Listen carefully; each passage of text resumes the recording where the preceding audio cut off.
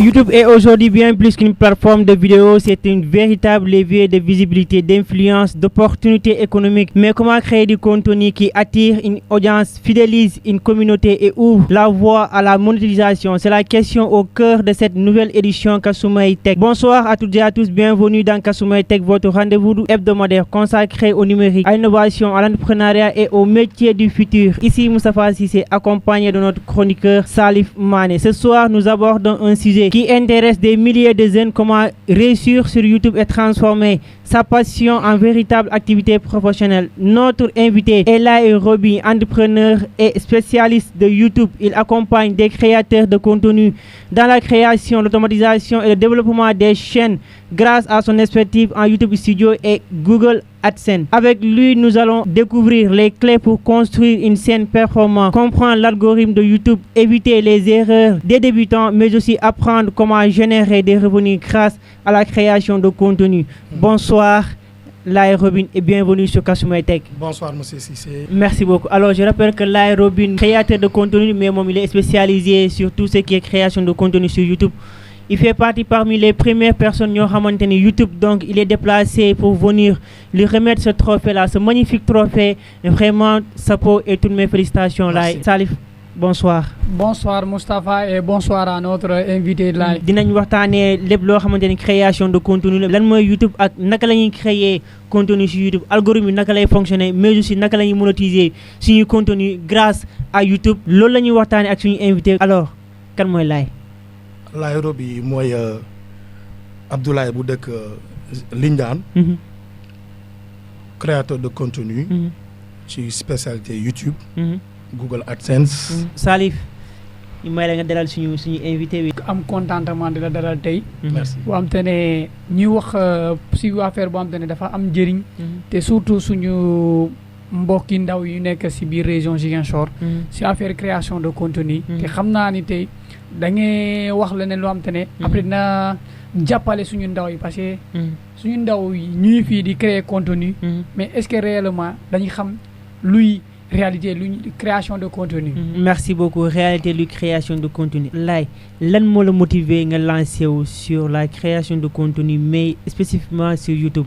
waaw loolu sama passion la. li nga xam ni da nga koy yàgg rêvé. Pourquoi pas di ko partager ak gars yi. ci samay contenu. voir la culture. les tutos. ak ay kii comment dirais-je tuto comment. affaire de beauté. affaire de hip-hop. affaire de aussi technologie professionnelle quoi. comme damay yëngu ci loolu. loolu moo ma gën a motiver pour créer benn chaîne YouTube. pour di def ay tuto. comprendre début bi noonu la doon fonctionner. tey bu ñuy wax YouTube, qui peut devenir un créateur de contenu? Merci beaucoup. Loolu dinaa ci kontaan parce que question bu important la. Pour être youtubeur, il faut avoir au moins 18 ans. Après avoir les 18 ans, tu peux créer une chaîne YouTube pour avoir les 1000 abonnés et les 4000 heures de visionnage. ci kaw loolu il faut nga am thématique nga am benn sujet bi nga apporter gars yi. soit su fekkee ci culture ngay ñëwee. wala ci côté musique.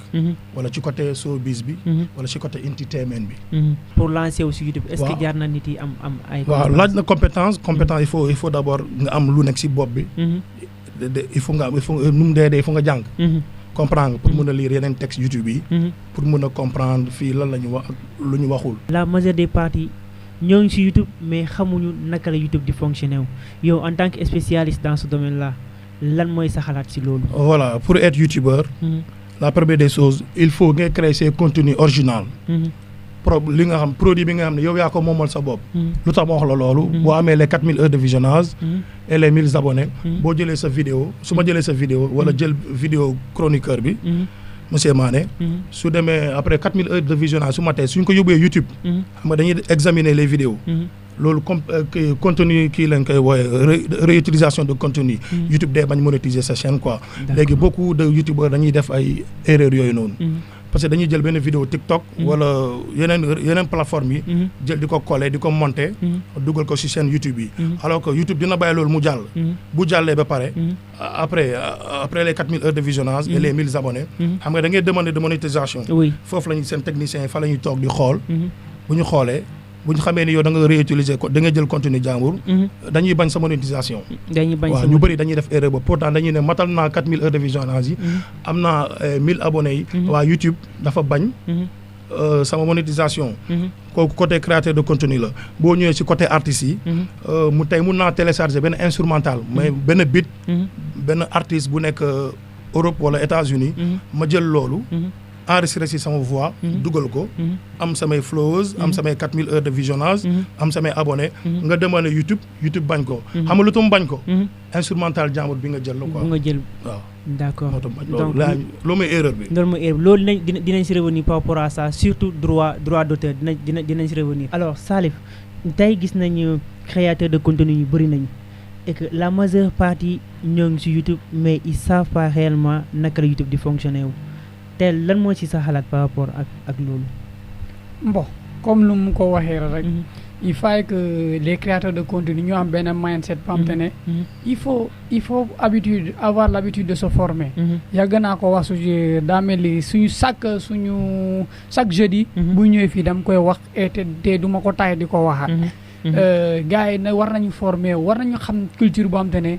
tey comme nu ma ko waxee te lu mu ko waxee suñu invité lu mu ko waxee nit da nga war a spécialisé wu créateur de contenu yi fenn ñi nekk Ziguinchor fi ni il faut ñu am benn mindset wante ne ñu dem ñu former leen parce que gis naa benn tendance la fois passée maa koy wax gars yi dañ foog ne maay caaxaan mais billahi du njëkk Dakar dañuy ñëw fi ñu gagner le terrain mais ils ont commencé à ça booy bàyyi ñu xel booy dañuy ñëw une semaine ñu dugg si àllay Ziguinchor ñuy def des contenus professionnel ñu koy dem ñuy dem ak mun Dakar pourquoi pas les jeunes ñu nekk fii nii te ñoom lan moo leen ñu manqué il faut juste voir am na une affaire là mus nañ dajee benn rencontre c'est un peu difficile à dire mais amer à avouer mais c'est la réalité boo nekkee ak les créateurs de contenu surtout une rencontre à ceux qui sont à Dakar ñoom te ñuy Dakar la première vision bu ñu leen jox booy waxee rek dañu ne yéen seen créateur de contenu amuñ dara budul fecc alors que danser dans notre sens c'est bon mais créer des choses utiles c'est meilleur. Ça c'est très important alors yan mooy les facteurs yoo xam ne dinañu mën a permettre vraiment suñ ko mettre en place pour ñu mën a percer sur YouTube. voilà loolu il faut déjà nga xam sa audience nga xam sa public. comprendre su fekkee exemple si culture yooyu si culture ngay yëngu. genre. ci culture nga yëngu maanaam il faut tout le temps ngay am information buy daw ci réew mi exemple les cas de jambono yi la il faut nga assister nga xam lu gars yi gën a bëgg su fekkee nuit blanche bi da nga koy fekkee il faut nga am li ngay jël pour wane ko gars yi ak préparation yi en attendant festivités yi aussi comprends boo xamee sa public lu mu bëgg rek yow di nga xam li ngay def waaw tout à fait alors boo xamee sa public lu mu bëgg di nga xam lu ngay def au-delà de ça aussi yow en tant que youtubeur yan stratégie ngay mettre en place vraiment pour que nga mën a partager chaque instant des contenus et que ce public bi qu'il soit vraiment captivé à chaque fois boo partager contenu ñoom ñëpp ñu daw ñu dem seetaan say voilà loolu ça dépend ci miniature yi ak ci titre yi yaa ngi comprendre parce que man 4 publics la am naa public ci côté culture am naa ci public ci comment dirais-je les faits divers là comprendre nga ak astuce de comment faire lii ay affaire de beauté dama koy def parce que bon am na ay chaînes yu bëri quoi tey aussi si sama chaîne Laye bi international bi su ma bëggee attirer attention gars yi xam naa ni mu koy defee soit si titres yi wala si miniatures yi loolu c'est très important voilà loolu boo ko xamee rek di nga xam ni ngay demee ak sa public tey boo xoolee sama chaîne YouTube boo ko doon diagnostiqué 2 ou 3 mois ci ginnaaw dafa daanu lu tax mu daanu parce que dama concentré wu ci yeneen chaîne en même temps droit d'auteur yi en même temps problème AdSense yi. Alors diagnostic bi ban moment ngay sentir ne carrément sama chaîne YouTube bi yéeg na wala wàcc na lii mooy problème bi lii laa war a indi pour problème boobu nga résoudre. voilà boo duggee YouTube studio. di nga gis statistiques yi day wàcc. chaîne bi su nekkee en forme. su nekkee ci audience bu baax day am flèche yu verte. YouTube dala koy wan maanaam dalay wan ni carrément ne ko di liggéey boo amee ay flèches yu wàcc yu nga xam ne dañuy am ay couleur yu rouge loolu baaxul léegi nooy mënee lijjante loolu da ngay dellu ba woon fi nga njëkkoon nekk comprends nga parce que succès mun na la pousse bu baax waaw lu la taxoon jóg nga commencé ko bàyyi tey boo doon jaxasee comme man sama scène bi boo doon jaxasee ay programme fii gars yi fii lañ la xamee nga commencé indi yeneen lu bees adapté wuñu ko loolu da lay indil ay problème léegi lu tax luy saafara loolu yëpp liggéey la da ngay gën a liggéey di gën a publier ay vidéo di gën a dugal sa audience ngay nekk ak ñoom face di def ay live ngay tontu seen i commentaire ak seen i question loolu tam day tax audience bi di ñëw am na ay flows yi nga xam ni boo leen tontuwee dañuy dugaat ci kii bi de ce fait que vidéo bi des mises à jour. naka ngay def pour créer contenu création de contenu dafa metti surtout YouTube de naka ngay defee pour créer contenu chaque jour que Dieu fait pour pouvoir vraiment partager contenu si YouTube bi. Comment ça se passe réellement? Question bu neex la waaw parce que man technique bu may liggéey amoon naa benn PC benn cam su ma demee si terrain bi le temps que ma ñibbi monter vidéo bi mettre ko en ligne day jël temps léegi xam nga man la moo nekkoon sama technique tey c'est pas évident yeneen rajo yi nekk fekk yeneen télévision yi man may njëkk a indi trophée comprends nga parce que man damay liggéey ak gars yu bëri lu lay gën a may loolu mooy direct boo dajaa ak gars ci terrain bi nga jël sa smartphone boobu maa ngi koy conseil bépp créateur de contenu man loolu mooy sama secret buñ dajee avant may egg liñ daan fekk dugal naa nu mu dee 4 wala 5 vidéos waaw comprends nga léegi su côté direct bi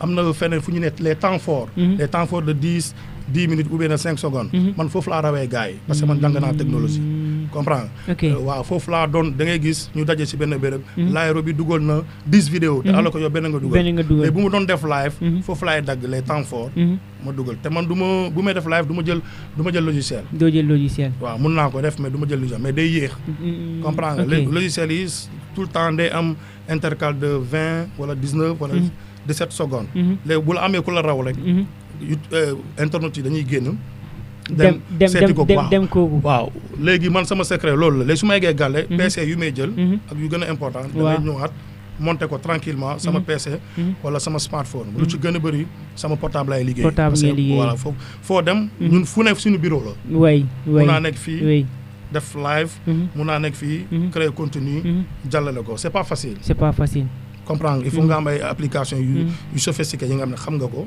moment bi nga koy def parce que dafa am public yi ngay waxal dafa am moo yi nga xam ne faa nga censuré ko du lu neex waaye def parce que YouTube dafa sensible boo saagee rek dañuy bloqué sa chaîne YouTube bi comprendre nga may profité di wax gars yi ñun am nañu association boobu fii ku def loolu YouTube sa chaîne bi nu mu mag dañ lay doon te boo moytu YouTube day tëj sa chaîne YouTube parce que TikTok moom xamuñu si lu bëri loolu suñu spécialité ba YouTube ku ko def fii Casamance bulumu ba joogee ñun dañuy jël responsabilité boobu noonu loolu dañ koy dagg dafa am lu ñuy wax YouTube parce que YouTube da koy comprendre da koy génnee waaw Salif yow en tant que jeune en tant que aussi formateur donc yow tamit da ngay yëngu tamit si wàllu technologie ban njëriñ la IA tey indi si wàllu création de contenu surtout YouTube. IA lu mu andi si kii la andi rek innovation la andi dafa jox gars yi gëddëm lu ñu bëgg a def te daf leen gën a pousser ñu créer des contenus tellement extraordinaire aujourd'hui mu doon wax si benn affaire dafa def ay automatisation la bépp nit boo xamante ne muy yëngatu si benn affaire technologie ou bien lu ñëw rek da nga ko war a xam nga comprendre outil boobu noonu pour nga mën a jëfandikoo moom dafa war loo xam ne c'est tellement clair et simple te aujourd'hui moom day def live séquence yooyu noonu mun na ko dagg après monter ko mu dugal ko là alors que les gens sont à une seule vidéo lui il est à 10 vidéos vous voyez l'écart maanaam boo xalaatee te il est maanaam moom day nekk par rapport en avant par rapport aux autres te lépp lu ngay def boo teg ci professionnalisme boo teg ci leneen c'est extraordinaire IA moom comme nu ma ko yàggee wax rek IA c'est quelque chose boo xam ne dafa ñëw jàppale ñu IA suñu assistant la te IA mënul nekk aduna du dem ba kir ba IA remplacer nit loolu nit war na ko dugal boppam te nit war na xam li ngay jëfandikoo ak moom outil la un simple outil la yàgg nañ ko wax te nit boo xam te ne comme moom lu mu doon wax créateur de contenu la te xam na ni importance de créer des contenus te aujourd'hui bu am na benn compréhension sur IA surprise la si moom lu muy def. alors laay da nga bëgg a rebondir sur par rapport ak lu mu jot a wax. waaw dama am li ma bëgg a yokk ci IA bi. fa gars yi xam ne IA du outil pour caaxaan. te boo gisee conflit bu am diggante Iran ak fële. boo gisee nit ñi mënuñu am information normale yi xam nga lu tax. IA yi moo tax. IA gars yi dañ ko créé pour liggéey. tey boo doon def ay 5 vidéos par jour. IA mun na la permettre nga def ay 100 vidéos par jour. techniciens yi xam nañ bu baax li may wax quoi. comprendre nga tey Chine xaw ma ban heure lañ nekk. mun nga def benn vidéo IA. mu defal la benn musique bu douce. guddi pour 10 heures de temps. live bi muy daw alors que yow yaa ngi feneen yaa ngi marché bu kot wala yaa ngi lijjante leneen. IA mun na ko def. comprendre nga. IA aussi outil la bi nga xam ni. tey texte wala miniature mun na la ko defal ci diggante 30 secondes. dinaa basé wu ci IA bi pour gars yi xam ne IA bi outil de caaxaan. IA tey mun nga gagner par 200 ou 100 euros par jour. noo koy defee. mun nga def briefing ay match après match bi. nga jox test bi IA mu dóoral la ko voix. am na ñi nga xam ne dañuy bañ voix. moom ngay jël copier coller ko sa propre voix. wala nga lire ko. nga def sa briefing de 8 minutes. tu peux gagner nu mu dee 80 wala 50 euros par jour. IA day def loolu. IA mun na la defal ay taw. musique yu douce. diggante 21h. ba 5h du matin. am na ñi nga xam ne dañuy taal seen portable yi. wala seen PC yi. seen PC yi di déglu loolu rek. di déglu daf leen di permettre ñu gën a nelaw. moyen la bi nga xam ne da ngay gagner xaalis. c'est vrai. tey plat IA asiatique yi. boo ko xamul tamit. IA mun na la ko expliquer nga topp loolu.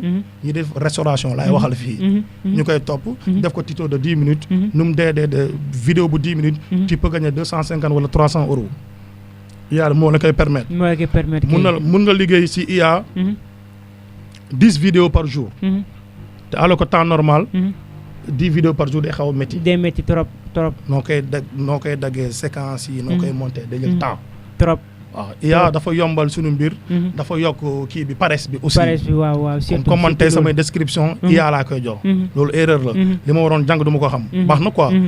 tey samay tags. xam nga tags yi. IA da lay jox ay tags yu puissant. comprends youtubeurs yi tamit foofu la ñu ëppante doole quoi. doole foofu la ñu ëppante doole ay SEO quoi. voilà ay SEO. ok compris. d'accord waaw maay encouragé gars yi di def IA. ñu gën ci góorgóorlu ñu xam ne IA du caaxaan. soo ñu mën a citer 3 outils yoo xamante ne yoo ngay di utiliser tout le temps si say création de si sama création de code damay utiliser kii vidéo Guro. pour montage. ak Pixar. YouTube Studio. muy ñett ak ADS. waaw loolu dama ko day utiliser quoi bu baax a baax. pour ak fonctionnement monétisation YouTube bi. comment ça se passe. voilà naka lay demee. voilà il faut avoir 4000 heures de visionnage. et les 1000 abonnés.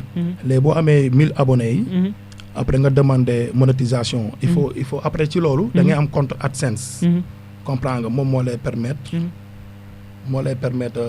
par exemple nga mun a monétiser sa chaîne quoi.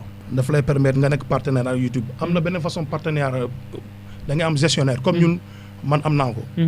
benn technicien YouTube moo lay woo.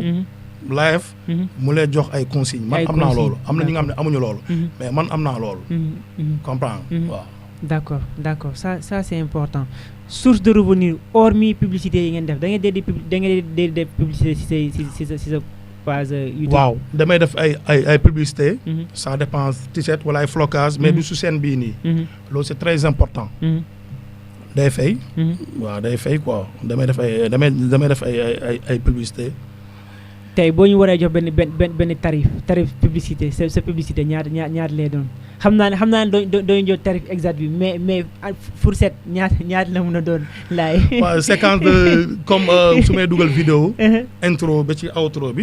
mun nga ma jox même benn 35000 quoi. benn 35000 waaw. mais Ziguinchor fii ça paye est-ce que Ziguinchor fii ça paye. artistes yi waaw am na ñuy fay may liggéey yeneen gars yi nga xam dañuy fay. mais su gën a kii. xam nga xamuñu njëriñ bi. li nga xam ni mun nga gagner 1000 euros wala 1500 euros par 21 jours. ñi ki ñëw defal la loolu. joxoo ko même benn 20000. wala joxoo ko benn 30000. mun naa la comprendre parce que xamoo oui xamul nu muy doxee xamul tamit système bi tamit comment ça se marche non xamul te xamul tamit intérêt bi tamit moom en tant que artiste la la koy apporter. xam nga tey soo ma fayee dinaa xam yow sa capacité d'intelligence ci mbir mi quoi. c'est vrai waaw ñun dañuy am genre client bu ne man nit bu ne laay am. artiste journaliste. ñu bëri du ma lim tour. man damay gérer ay chaînes yu bëri ëpp na 30 chaînes man sama chaîne yu bopp am na ay 15.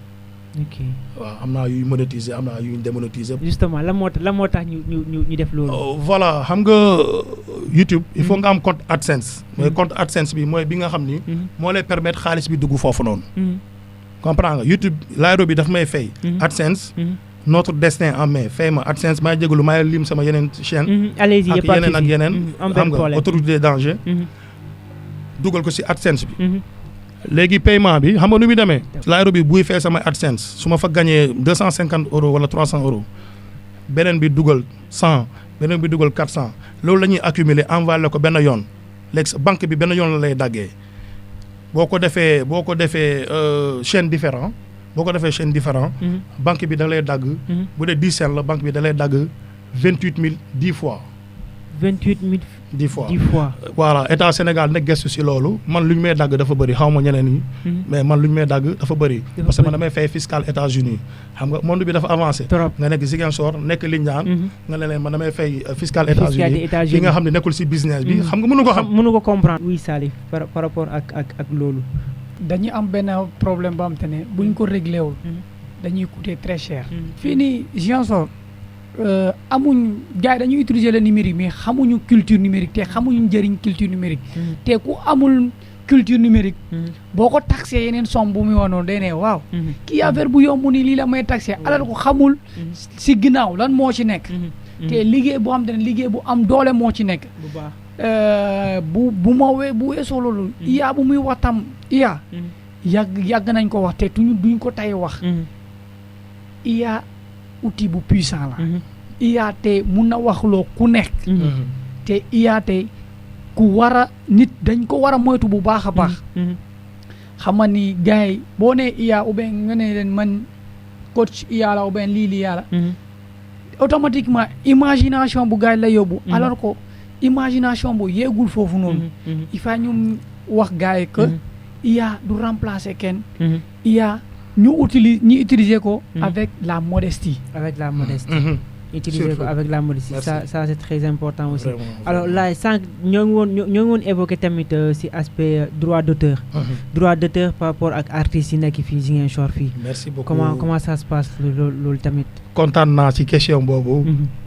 parce que artistes yi dañuy sonn. da nga gis artiste bu def ay prise de voix. mu jël instrumental jàmbur. am na benn xale bu nekk fii. am na 1 million de vues jëm kaw. mais le problème en est que instrumental jàmbur la jël il n'a rien gagné borom instrumental bi dafa protéger droit d'auteur am moom xaalis bi facilement maay conseil artistes Ziguinchor yi nañu def live parce que fii am nañu ay comptines et autres ñun dañu am ay culture bu riche comprends nga ñii di tëgg instrumental yi mooy beatmaker yi nañu bàyyi di jël sample jàmbur yi di ko dugal ci son jàmbur yi boo ko defee son bi dina ne mais revenu bi xam nga tey liggéeyloo gratuite man du ma liggéey man musuma def vidéo gratuite jamais te du ma ko def man la du ma def loolu dam ci wuti heure de visionnage wala mu wuti ci xaalis comprends nga na beatmaker yi nañ bàyyi loolu parce que dañuy sonal artistes yi na beatmaker yi bàyyi aussi di may artistes yi ay instrumental bi nga xam ni ñoom ñoo ko protéger seen bopp di ci liggéey dans 10 ans gars dañ koy xam. am na ñi nga xam ni dañuy yaakaar ñuy 20e siècle ba tey lu ma la def. yàgg di nga ko xam. comprendre artistes yi nañu gëstu loolu. artistes yi nañu bàyyi di liggéey ak label yi aussi. lu tax ma wax loolu. fii ngay gis benn studio bu ndaw nga ne yow fii label la. xam nga la mooy label. yow amoo sa avocat. juridiquement tey man ak yow bu ñu jàppante droit d'auteur. man ma ëpp la expérience ci YouTube. dafa am fu may jaar ak yow dama mënal dara. sa avocat moo leen ne carrément day lire texte yi. mu expliquer la juridique. noonu lañ defee man su ma bañee su ma defee appel nga bañ. avocat bi daf lay jàppale. d'accord est-ce que yaa ngi comprendre li ma waaw label du studio comme micro yi nii weesu na loolu. weesu na loolu de. lu ñuy ne label loolu amu fi. y a toute une organisation derrière. merci beaucoup man tey mun naa ne maay créé benn label maay yaakaar benn distributeur fële. ma protéger sa saa mu dugal ko maay jégalu mu dugal ko Spotify Amazon ak yeneen yi. après yow doo am revenu artistes yi nañu jël tey seen matuwaay bopp man naka laa lay mën a compte kii nu mu tuddati. compte YouTube protège après may yor yow sa compte sa xaalis fu muy jaar. c'est pas sérieux su ma dee kan ma jël xaalis bi. moom moo koy jël de. waaw moom moo koy jël comprendre nga moom moo koy jël artistes yi nañ bañ loolu. ñoom ñëpp de A à Z. am na artiste bu mag bu nekk Ziguinchor fii nii. dañ protéger sound jàmbur. buñ ma ne moom moo ko protéger ma waxante ak moom. mu ne ma man mii di wax ak yow. te moom ak niveau am. mu ne ma moom sax dañu protéger albumam. mënu ci lekk. mënu ci lekk dara mënu ci lekk 100 francs. mais loolu est-ce que am ngeen benn association boo xam ne da ngeen ko mettre en place vraiment pour accompagner artistes yoo xam ne ñoom ci domaine mais aussi surtout la formation laaj. am naa ko man ak benn gaan bu ñu ne DS muy Añaak. de passage manqué yow. moom spécialiste bu ñu piraté sa chaîne YouTube. nu mu métti dina yàgg 1 mois. dina ko jël quoi. dina ko jël comprendre nga léegi ñun man maa ciy xee. soi-disant ñuy ne ñoom label lañ yor. di lekk xaalis artistes yi. saa su ne maay xeex ak ñoom guddi ak bëccëg. am na groupe bu mag bu nekk Ziguinchor ils ont fait plus de 5 millions de vues. mu am benn gaan bu noonu jëriñoo ci ñoom. bi ma xamee loolu dama bañ. da nga bañ kay waaw aw ma ci dara mais du ma nangu loolu aussi quoi. waaw c'est vrai alors Salif lan mooy solution par rapport ak lu mu jot a wax fii. lu mu wax ni dafa am importance capitale boo xam te ne. merci te artistes yi. yàgg naa ko wax artiste boo xam te ne travail si sa vie culture mooy maanaam vie numérique. lii da lay dal. forcé da lay dal. te ñun lan lañ mun a wax artistes yi et lan la ñu leen conseil. il a si bien dit. label digne de son nom. non Dakar laa ko man de ma doon dégg. du ma def promotion mais de ma doon dégg rap waa Buzz La Family laa xam ñoom ñoo am label ñoom parce que on disait que borom alal yi ñooy construire ñoo créé loolu ñoom Canabasse mais te suñu rappeurs yi lu mu wax dafa important mais man lépp laa leen conseil il faut ñu créer ci seen bio surtout dans les réseaux sociaux parce que tey da ngay dugg réseaux sociaux nga gis nga dugg ci bio benn artiste benn page artiste t'as même pas envie de continuer lire parce que bu ma connaître ses explications les concerts qu'il a fait tout ce qu'il a fait dafa war am benn calendrier boo xam te ne éditorial la mais malheureusement ils n'ont pas ça. oui te culture numérique moo leen manqué. bu baax culture numérique moo leen manqué si loolu oui laay. maay conseil artistes yi. ci li nga wax. na ku ne créer sa chaîne bopp. nga gérer ko sa bopp. plateforme yi yëpp laa wax waxuma la benn plateforme yëpp. YouTube ñoom la gën a protéger. artiste tey lu mu mën na gagner. mooy ëpp ñun sunu genre yi. xam nga man su amul événement du ma dugal. doo dugal kay. maay conseil yenn journalistes yi. ñi di def sport. ñi caaxaane li nga am ne xamuñu ko. sport ci ginnaaw sport am na lu lakku. foofu. am na ay pub ay annonces yi nga xam ne yow yaa ko moomal sa bopp. après match Casa wala benn kii nga jël benn boy bu ndaw. bul xool 5 vues nga am. am na benn public bu lay xool benn nit la. wala benn société bu mag. ñu lay topp. maay conseillé loolu ñii di journalistes yi def sport. bu baax a baax bu ñu ko mës a bàyyi. adduna bi day avancé. trop boo xalaatee jamono lettre. ba tey jamono email. dama la doon envoyé lettre. 40 jours 50 jours nga jot ko. te dama lay yónni benn email léegi. nga jot ko léegi Hotmail wala Gmail wala Yahoo nga jot ko. oui waaw technicien laay waxal fii nii quoi. dëgg la kay comprendre waaw ñu du voilà. ok alors tey boo résumé YouTube si benn mot la représenté pour si yow. YouTube sama source de revenu la bu mag a mag YouTube daf ma teral. tax na tey du ma tàllal. du ma tàllal loxo. jox na ma opportunité jox na ma visibilité man l'homme de l'ombre laa bëgg ma di feeñ. mais yenn yi du ñàkk. faaw nga feeñ. parce que trophée bi bu ma ko gagné. un peu partout. bëgguma woon a feeñ quoi. mais yan. yàlla moo ñu boole. Kabir woo na ma macha allah il fallait ma ñëw. te c'est grâce à YouTube tey ngeen di may invité. c'est grâce à YouTube. tey ma am benn tata bu baax sama bajal bi nga xam ne musuma ko xam. macha allah muy fële ca Bordeaux. yaay Xadi Tamba madame Badji. di ko siyaar de passage. bu baax a baax. macha allah waaw ñoom tax nañ. ma gën a dëgër. ci mbir yi quoi YouTube moom franchement maa ngi koy conseil ñëpp. professeur anglais. professeur maths. entrepreneur ñëpp. surtout les professeurs arabes yi maa ngi leen di conseil loolu.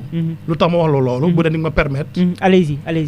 tey mën nga bëgg di joxe ay cours particuliers. doo mun a déplacer. mën nga créer benn chaîne YouTube. nga enregistrer sa bopp nga def bouton subscription. da ngay gis si bouton YouTube yi bleu. tey boo amee 10 élèves buy fay 5000. ça fait de l'affaire. bu baax comprends nga. léegi boo amee 25 wala 30 wala 50 multiplié par 10 000 francs. par mois. ñaata la. loolu terew la liggéey. boo toogee sa gàlle voilà ñun youtubeurs yi noonu la ñuy fonctionner. les plombiers. maa leen di encourager bu baax a baax su ñu xamee ñoom seen métier.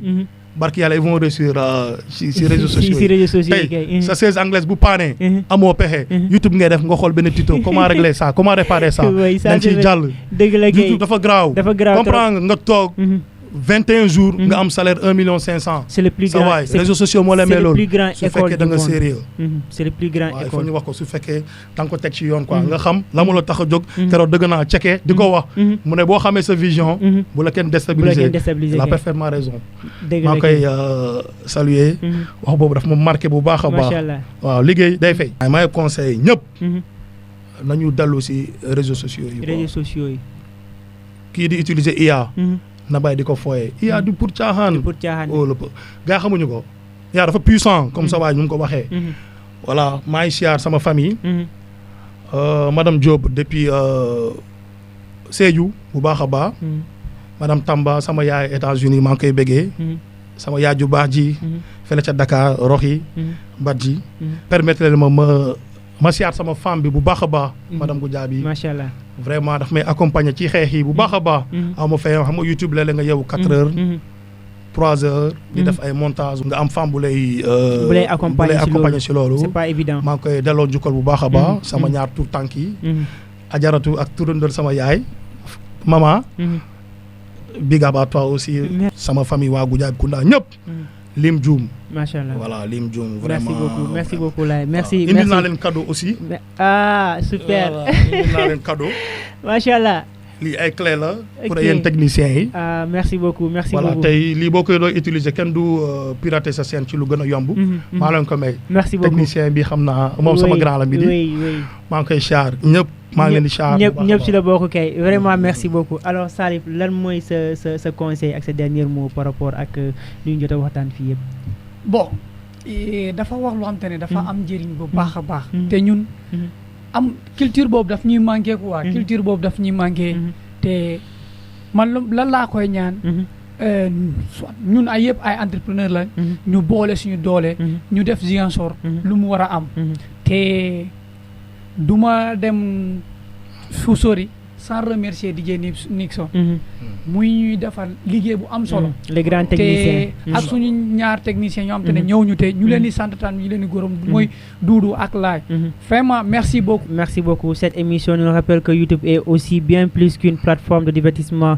C'est un puissant levier de création de contenu, d'apprentissage, mais aussi d'entrepreneuriat et de développement économique. Grâce à l'expertise de Laye Robin, nous avons découvert que réussir sur YouTube ne relève pas du hasard. Cela demande une vision claire, une stratégie de contenu, de la régularité, une bonne maîtrise des outils de la plateforme, mais aussi une connaissance approfondie des règles de monétisation. Dans un monde où les compétences numériques deviennent essentielles, chers auditeurs, merci d'avoir suivi cette nouvelle émission Kasumay Tech sur la 107.0. Nos sincères remerciements à notre invité Laye Robin pour ses précieux concis et son partage d'expérience, ainsi qu'à notre chroniqueur Salif Mané pour la qualité de ses interventions. À toutes les personnes qui rêvent de réussir dans la création de contenu, retenez ceci: chaque grande scène YouTube a commencé par une première vidéo. Osez créer, apprendre continuellement. Soyez authentique et persévérant. Ici Moustapha Cissé. Rendez-vous jeudi prochain pour une nouvelle édition de Kasumay Tech, l'émission qui met en lumière les talents, les innovations et les opportunités du numérique en Afrique. Excellente soirée à toutes et à tous. À la prochaine. Kasumay Tech.